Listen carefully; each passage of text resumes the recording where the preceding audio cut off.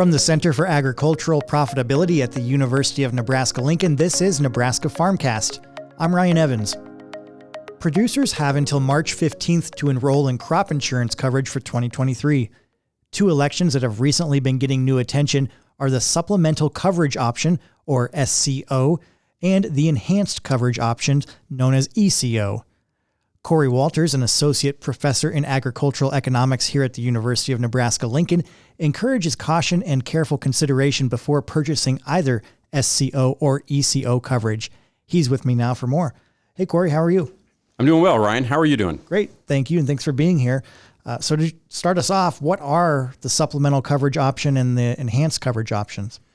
Yeah, so both SCO and ECO are county level policies that will pay on a difference between whatever that for let's do SCO, whatever that's a 86% coverage level down to your personalized insurance coverage level. So it'll pay on that gap, and then ECO goes above that a little bit, and they both use the same price that you have on your individual coverage, and the big difference then is that yield is coming from the county versus your individual yield. Can you explain more about how both SCO and ECO provide protection of losses based on area? Yeah, so that area loss or yield will come from RMA data that they'll calculate for that county, and that can be different than from your farm, which is the concerning part. So again, the area is representative of the entire your county for whatever crop that is and practice, irrigated or not. And we should let listeners know you have an article we've posted on our website at cap.unl.edu. You kind of illustrate that where if you're looking at drought, that's going to affect your farm and the whole county. But maybe some other factors, could only affect your farm and not be applicable to the whole county, given the county sizes we have in Nebraska. Yes, exactly. So the drought is the pooled risk, and then you have the unpooled risk, which is the wind and hail. And we're talking about making a crop insurance decision that is, we're trying to protect our financial position. So when it comes to hail and wind, you may or may not get that SCO payment or ECO payment, and if you took a certain strategy with your crop insurance policy, you could end up in a worse financial position than you anticipated. So we have to be very cognizant then of where those yields are being generated for both products, because they're inherently different. And now, as we're approaching the March 15th sign-up deadline for crop insurance enrollment, what is important for producers to understand about the distinctions between options that pay out based on yield and those that pay out based on revenue? Yeah, so most all very, very large portion of crop insurance purchase in Nebraska is revenue based. So you have price and yield there, and then of course you have the regular yield protection side, which is just yield. So that on the price side, or you add price into it, you get to that revenue. That's all you're essentially doing. It's just adding in the price. And so then instead of talking about just yields, we have to talk about yield and price in that case. So that's just makes it one more step. And then we talked a little bit about some examples already. Is there anything else that you can use an example to illustrate how or when SCO and ECO might kick in for farmers? Yeah, so that when they kick in, that comes back to that wind and hail, where you may need that payment from SCO or ECO, depending on what you did with your multi-peril coverage.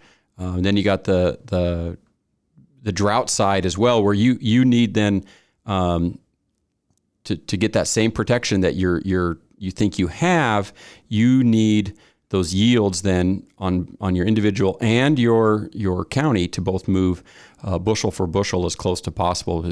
So there's many ways here where you may not end up with the guaranteed revenue that you think you have because of some differences, because of the differences in which yields then are counted for in both the individual side and the county side. The other main point here, though, is how those yields at the county are being calculated. That's a yield that comes from historical analysis that is then trend adjusted, and that will give us our forward-looking 2023 yield. And so I had got wind from some farmers and some people in the industry about some potential discrepancies there. So I took a look at some of those that historical yield and found when I detrended it, I found a different number. And there's a lot of moving parts in this thing, so their approach appears to be slightly different. But when you use all of the data, it appears as if the county expected yield is, according to the RMA, is a little bit low. And so what that means for a grower, it's not a deal breaker. What that means though is that deductible, and for example, if you're at SCO, you have a 14% deductible from 1 down to 86 or 0.86. Your deductible is a little bit larger, and so you need to have that in mind. Both of these products can still be very useful, especially when prices drop, because it's the same price for both programs. Your yield then is your wild card on both sides. So the moral of the story is not to have a surprise, to think you have protection and have a surprise. And in that, there's one really important point that has to be made is there's been pressure to lower premiums by lowering your individual coverage level. Let's say you were at 80%, you go down to 70. And then you turn around and buy up SCO, so you're covering yourself from 70 up to 86. And that may look on paper as if you have more protection because you were at 80 and now you're at 86. Well, be careful, because those yields are coming from two different sources. And so if you suffer a wind or hail event on your farm and the county does not, you may find you have less revenue than you thought, because your farm deductible still is 30%. It's not 20 more, it's now 30. And you still have to pay for SCO. And that's important. And is there any other thing that you want producers to keep in mind as they make these decisions coming up before the March 15th deadline to enroll in crop insurance? Yes. It's easy to see premium. It's much harder to understand risk exposure, and in that, how do you value low probability events? And we don't know what's going to happen with yields and or prices going forward for this upcoming year. So there's always a chance of poor outcomes, poor yields and or poor prices. And these are rare events. We don't like to think about them, but they're real, and insurance, they exist, and insurance can protect you from that. And that's the value of insurance. It's not whether you can forecast it. That's not what matters.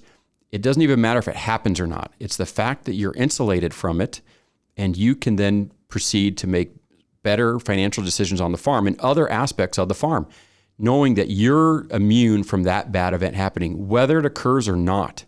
That doesn't matter. It could, and if it happens, what does it do to your financial health on the farm? That's the important question.